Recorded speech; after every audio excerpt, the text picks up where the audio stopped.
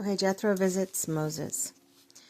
Knew Jethro, the priest of Midian and father-in-law of Moses, heard of everything God had done for Moses, for his people in Israel, how the Lord had brought Israel out of Egypt. After Moses had sent away his wife Zipporah, his father-in-law Jethro received her and 2 sons. One son, named Gershom for Moses, said, I have become a foreigner in a foreign land. And the other name was named Eleazar. For he said, my father God was my helper, and saved me from the sword of Pharaoh. Jethro, Moses' father-in-law, together with Moses' sons and wife, came to him in the wilderness, where he was camped near the mountain of God. Jethro sent word to him, I, your father-in-law, Jethro, am coming to you with your wife and her 2 sons. So Moses went out to meet his father-in-law and bowed down and kissed him, and they greeted each other. And they went to the tent. So Moses told his father-in-law about everything the Lord had done to Pharaoh and the Egyptians for Israel's sake, and about all the hardships they had met along the way, and how the Lord had saved them. Jethro was delighted to hear about it, all the good things the Lord had done for Israel in rescuing them from the hand of the Egyptians. He said, Praise be to the Lord, who rescued you from the hand of the Egyptians and of the Pharaoh, and who rescued the people from the hand of the Egyptians. Now I know that the Lord is greater than all other gods, and for he did this to those who treated Israel arrogantly.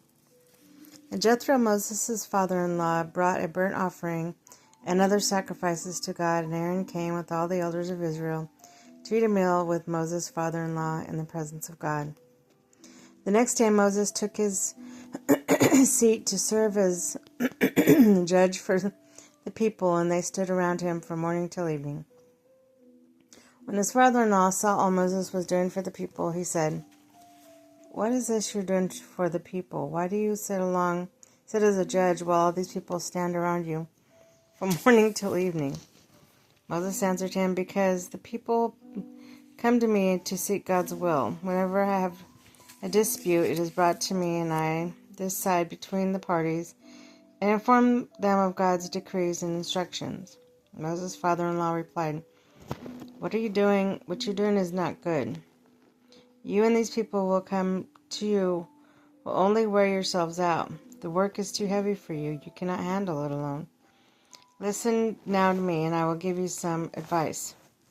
May God be with you, that you must be the people's representative before God, and bring their disputes to him. Teach them his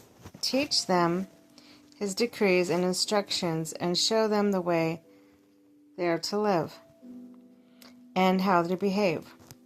But select capable men from all the people, men who fear God, trustworthy men who hate dishonest gain, and appoint them as officials over thousands, hundreds, and fifties, and tens.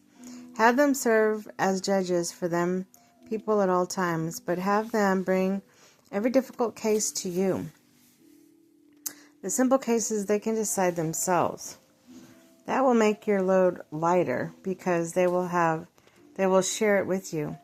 If you do this, and God commands, you'll be able to stand the strain, and all these people will go home satisfied. Moses listened to his father-in-law and did everything he said. He chose capable men from all Israel and made them leaders of people, officials over thousands, hundreds, and fifties, and tens. They served as judges for the people at all times. Difficult cases they brought to Moses, but the simple ones they decided themselves.